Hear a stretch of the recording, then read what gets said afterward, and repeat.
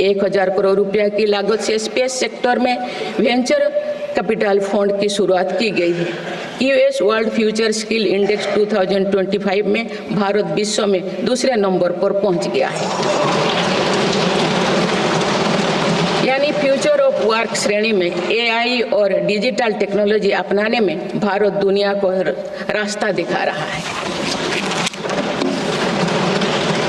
Global innovation index में भी भारत की रैंकिंग 76 से सुधरकर 39 हो गए हैं। माननीय सदस्यगण, मेरी सरकार राष्ट्रीय शिक्षा नीति के माध्यम से विद्यार्थियों के लिए आधुनिक शिक्षा व्यवस्था तैयार कर रही है। कोई भी शिक्षा से वंचित ना रहे, इसीलिए मातृभाषा में शिक्षा के अवसर दिए जा रहे हैं।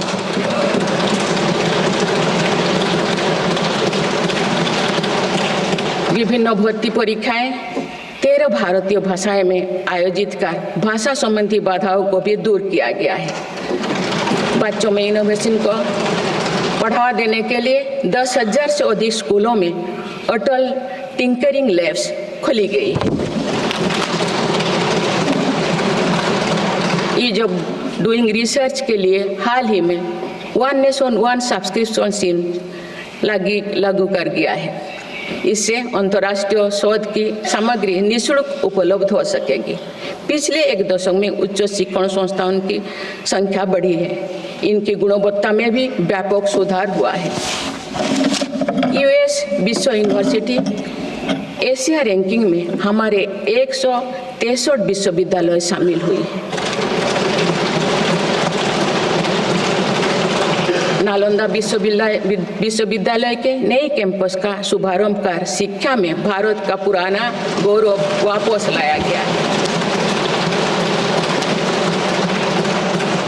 वो दिन भी दूर नहीं जो भारत में निर्मित गगनयान में एक भारतीय नागरिक अंतरिक्ष में जाएगा। कुछ दिन पहले स्पेस डॉकिंग में सफलता ने भारत के अपने स्पेस स्टेशन का मार्ग और आसान कर दिया गया। कुछ दिन पहले इसरो ने अपना 100वां लॉन्च करते हुए सैटेलाइट के सफलतापूर्वक स्थापित किए। मैं इस उपलब्धि के लिए भी इसरो को और सभी देशवासियों को बधाई देती हूँ। माननीय सदस्यगण, मेरी सरकार ने देश में विश्व स्तरीय स्पोर्ट्स वातावरण बनाने की दिशा में खेलो India scheme, target Olympic podium scheme यानी स्टॉप्स राष्ट्रीय स्पोर्ट्स यूनिवर्सिटी स्थापित करके देश को आगे कदम बढ़ाया है। दिव्यांग के लिए ग्वालियर में विशेष खेल केंद्र खोला गया है। भारत की टीमों में चाहे ओलंपिक हो या फिर पैरालंपिक, हर जगह बेहतरीन प्रदर्शन किया गया है। हाल ही में विश्व शतरंज चैंपियनशिप में भी भारत ने अपना परचम लहराया है। फिट इंडिया मूवमेंट चलाकर हम सशक्त युवा शक्ति का निर्माण कर रहे हैं।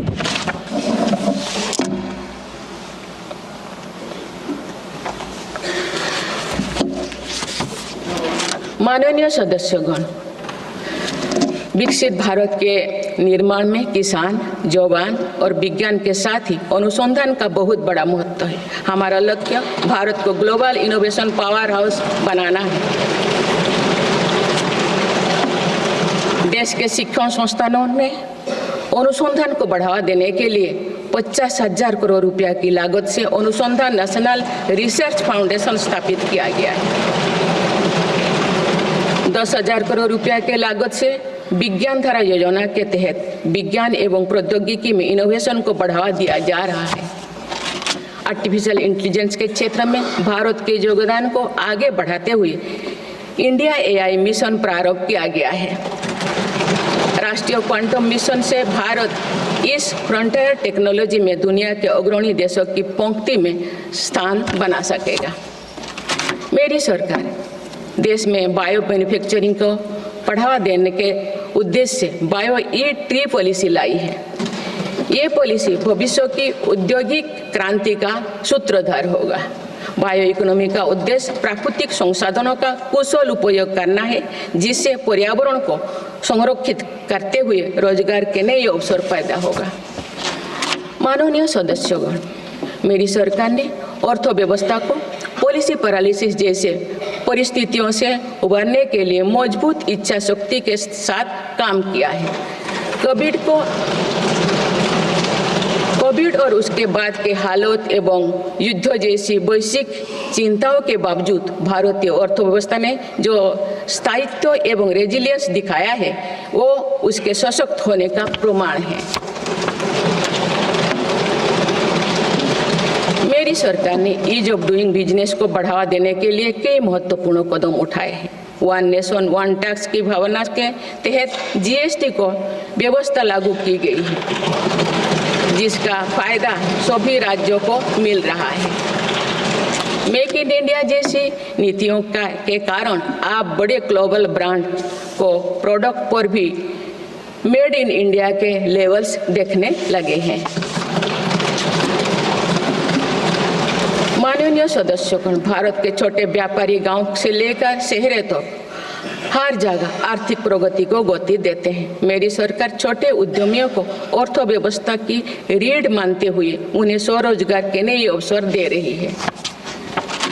एमएसएमई के लिए क्रेडिट गारंटी स्कीम और ई कॉमर्स एक्सपोर्ट हब्स सभी प्रकार के उद्योगों को बढ़ावा दे रही है।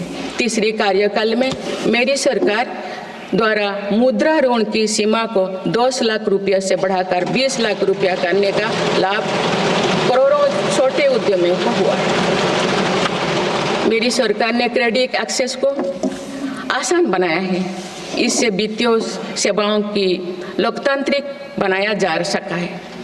आज लोन, क्रेडिट कार्ड, बीमा जैसे प्रोडक्ट सबके लिए आसानी से सुलभ हो रही है। दशकों तो हमारे देश के रेहड़ी फैक्ट्री पर दुकान लगाकर आजीविका चलाने वाले भाई बहन बैंकिंग व्यवस्था से बाहर रहे। आज उन्हें पीएम स्वनिधि योजना का लाभ मिल रहा है। डिजिटल ट्रांजैक्शन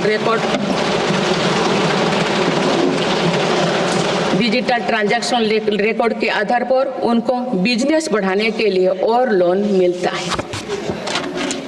ओएनडीसी की व्यवस्था ने डिजिटल कॉमर्स यानी ऑनलाइन शॉपिंग की व्यवस्था को समावेशी बनाया है। आज देश में छोटे बिजनेस को भी आगे बढ़ाने का समान अवसर मिल रहा है।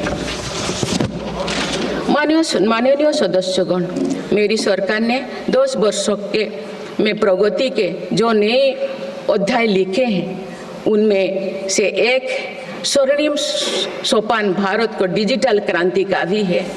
आज भारत टेक्नोलॉजी के फील्ड में एक प्रमुख ग्लोबल प्लेयर के रूप में अपनी उपस्थिति दर्ज करवा रहा है। दुनिया के बड़े देशों के साथ ही भारत में 5G सर्विसेज की शुरुआत इसका एक बड़ा उदाहरण है। भारत की यूपीआई टेक्नोलॉजी की सफलता से दुनिया के कई विकसित देश भी प्रभावित हैं। आज 50% से ज़्यादा real time digital transaction Bharat में हो रहा है।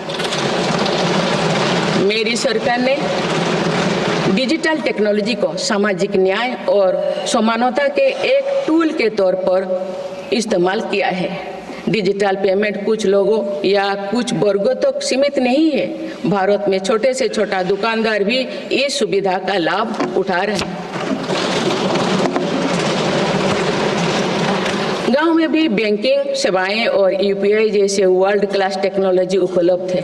भारत में पिछले 10 साल में बने 5 लाख से ज़्यादा कॉमन सर्विस सेंटर्स सरकार की दर्जनों सुविधाएं ऑनलाइन उपलब्ध कराई जा रही हैं।